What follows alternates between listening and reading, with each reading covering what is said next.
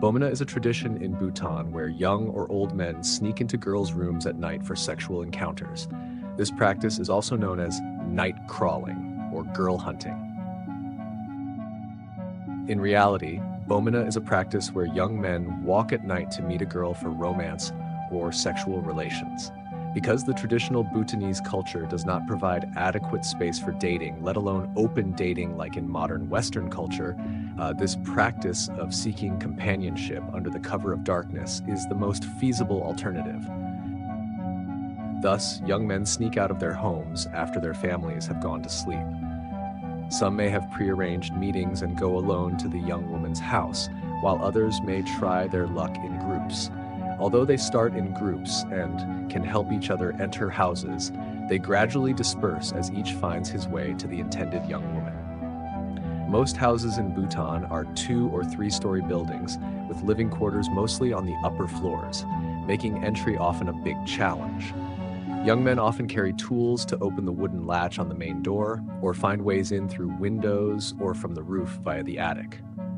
The lack of internal door locks and easily movable window shutters in traditional Bhutanese farmhouses helps the young men find a way in. If a young man has an appointment with the young woman, she may assist him by leaving the door unlocked. These houses are also often guarded by fierce dogs at night, which the young man must overcome, usually by befriending the dog first. Once inside the house, the visitor also has to find out where the young woman is sleeping, usually silently in the dark. This is not easy as many traditional Bhutanese families sleep in one large room, used as a kitchen, living room, and bedroom. The search can be thwarted by a wrong step or movement, with the visitor stepping on the family cat or bumping into kitchen utensils, waking the whole family. If a strict parent realizes the visitor's presence, they might light a candle and chase him away, or even throw sticks or other objects at him. However, most parents accept this culture and ignore the intruder unless the young woman complains. This often happens if the parents roughly know who the intruder is and want to accept him as a son-in-law. Similarly, parents may firmly chase away visitors they do not want as suitors. In rare cases, accidents occur due to fleeing from angry parents in a hurry. Male visitors often find out where the young woman sleeps by observing families at other times, such as during Losar celebrations when young people go drinking, singing, and dancing even after families have gone to sleep. Such occasions give them the opportunity to see where different family members sleep. However, there is no sure way to fully determine where the young woman sleeps if the visitor is visiting for the first time. So, there are many stories of young visitors approaching the wrong bed, such as the grandmothers and being scolded to leave or gently reprimanded for the mistake, or even quietly enjoying the visit. If the visitor successfully finds the young woman without disturbing the other family members, he might still have to work hard to persuade her to accept him. At this point, the young woman also knows who the visitor is and tests his sincerity. The first visit often involves much persuasion from the young man to be allowed in and share her bed. One tactic is proposing a long-term commitment and marriage, especially if the young man comes from a good family. This leads to the Bhutanese saying about boys who promise even the entire property at night. If the young woman accepts, the young man spends the night with her and usually consummates the relationship. If she rejects, he might try another young woman or go back home.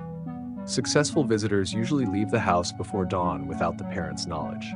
If he oversleeps and gets caught, he might be asked to hold the young woman's hand or be warned not to return.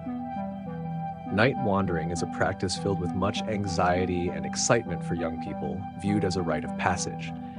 Because it can involve much competition, young men also play pranks on each other.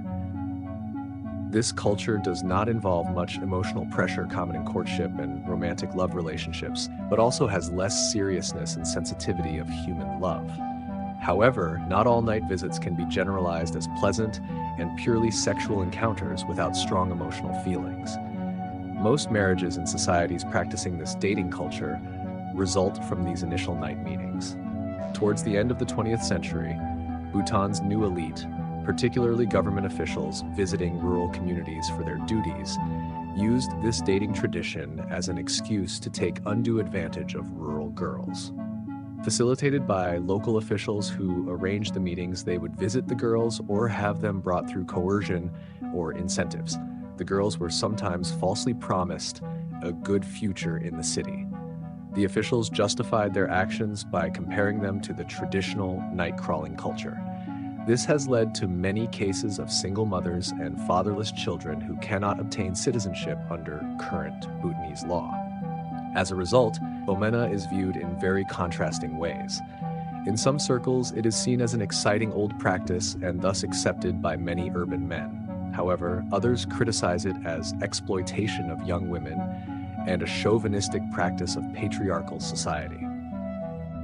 Today, this Bhutanese dating tradition has become an entertaining and intriguing topic, mocked and discussed, attracting serious research and studies.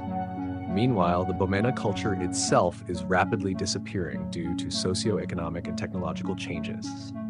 Young people today mostly adopt contemporary global practices like writing love letters, meeting on social media forums, or going on public dates.